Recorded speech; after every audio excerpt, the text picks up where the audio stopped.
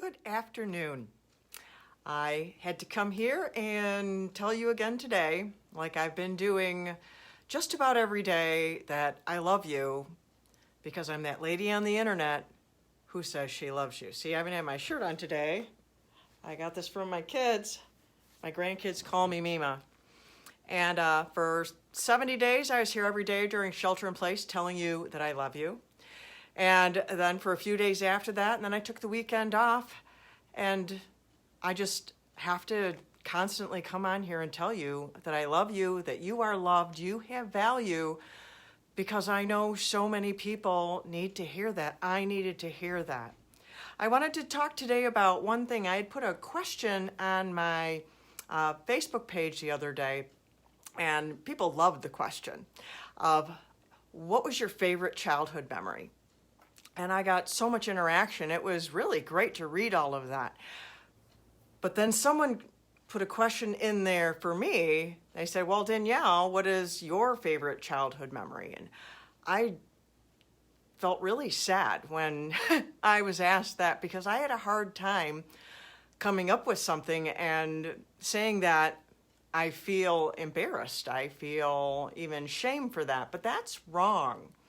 And I wasn't going to say anything on here, but I think it's important because not everybody has a big pile of childhood memories that are awesome that they just sit around and think about. And I came up with something because my grandmother was amazing. She's a real highlight in my childhood, and I just love her. I talk about her in my book in here, about how awesome she was.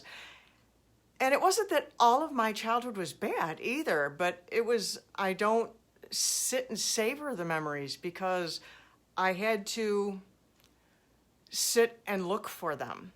And that was part of my process in writing this book. I want to bring this up. If you are one of those people who someone asks you, what's your favorite childhood memory, and you can only come up with a couple, or you struggle with that, you're not alone.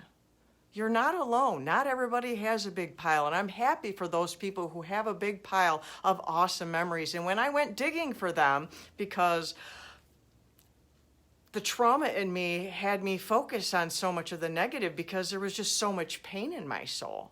And until I started addressing that, that's all I could see. And my daughter had asked me, I think it was my daughter, she'd asked me, did anything ever good happen to you? And I went, wow, that just arrested me. And I went back looking for the good and citing the good. And there was good in my childhood. My parents were good people. And I got to know my mom a lot better later in life. We healed our relationship with each other, and she loves me. She loved me. She's not alive anymore. But she told me that my dad loved me, but I didn't feel loved by my dad. And so I struggled. I'm reading a book also called the Fatherless Daughter Project, and it talks about all the different ways that a woman can be fatherless. It doesn't have to mean that she never had one. She lost him somewhere, either physically or emotionally, or through divorce or distance or whatever, but it happens. And if you struggle with your childhood and things, and then you feel bad because, well, your parents were good people, I want to tell you, don't feel bad. It doesn't mean your parents had to be bad people for them to have not given you what you needed. There's another book that I read, I've shared it a couple of times, called Running on Empty, and that addresses that issue also. And so I know there's a bunch of different books, and I read a lot of books because books are helpful. That's what can help us to heal. And also counseling. I'm a big advocate of counseling. I've been in counseling, but I also do coaching. So if you're interested in coaching, I can offer that to you also. But books are something you can do all by yourself if you're not ready to open yourself up to someone else. It is a great way to start self-healing is with books. And so I mentioned that one book, Fatherless Daughter Project, which I'm not done reading, so I can't completely say it's awesome yet. Running on Empty, that's a great book. I have it in paperback and on Audible. And also this book, Emerging with Wings, by me.